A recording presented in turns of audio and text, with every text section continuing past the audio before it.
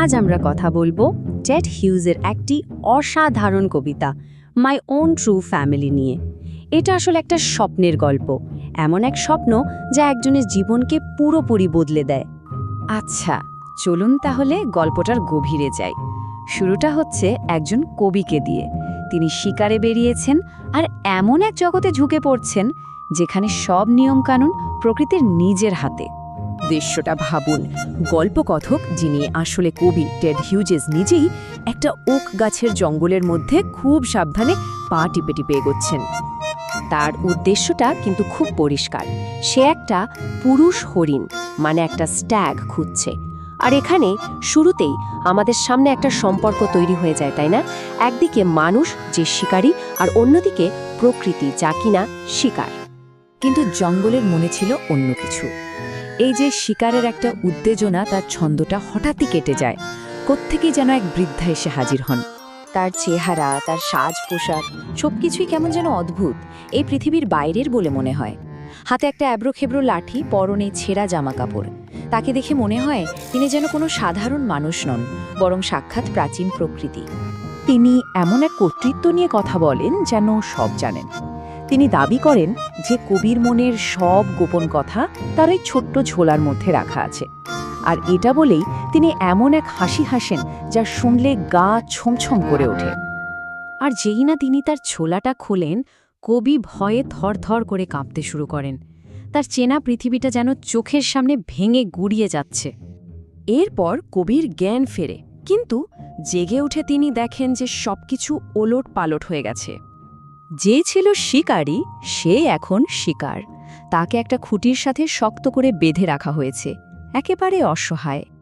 আর তার চারপাশে ঘিরে আছে এক অদ্ভুত জনগোষ্ঠী।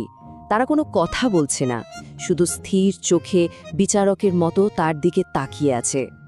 আর ঠিক তখনই তারা নিজেদের পরিচয় দেয়, যা এই কবিতার একেবারে মূল কথা। তারা বলে, আমরা হলাম ওক গাছ, আর আমরাই তোমার আসল পরিবার। তারা একে একে মানুষের বিরুদ্ধে প্রকৃতির অভিযোগগুলো তুলে ধরে। তারা বলে, আমাদের কেটে ফেলা হয়, আমাদের ছিঁড়ে ফেলা হয়, আর মানুষ এসব দেখেও একটুও বিচলিত হয় না। তো পরিস্থিতিটা একদম স্পষ্ট। তাকে জীবন আর মৃত্যুর মধ্যে যে কোনো একটাকে বেছে নিতে বলা হয়। শর্তগুলো কিন্তু খুবই কঠিন। হয় তাকে কথা দিতে হবে যে যখনই সে একটা গাছ কাটা দেখবে, তার বদলে 2টো গাছ লাগাবে। আর নয়তো তাকে এই কালো ওক গাছের ছালের সাথে মিশে যেতে হবে, মানে একেবারে বিলীন হয়ে যেতে হবে। গাছেরা তাকে বোঝায় সে জন্মেছে কিন্তু বেড়ে ওঠেনি। এর মানে কি? মানে হলো প্রকৃতিই তাকে জীবন দিয়েছে বেঁচে থাকার জন্য। এই যে অক্সিজেন, এটাও তো প্রকৃতিরই দান।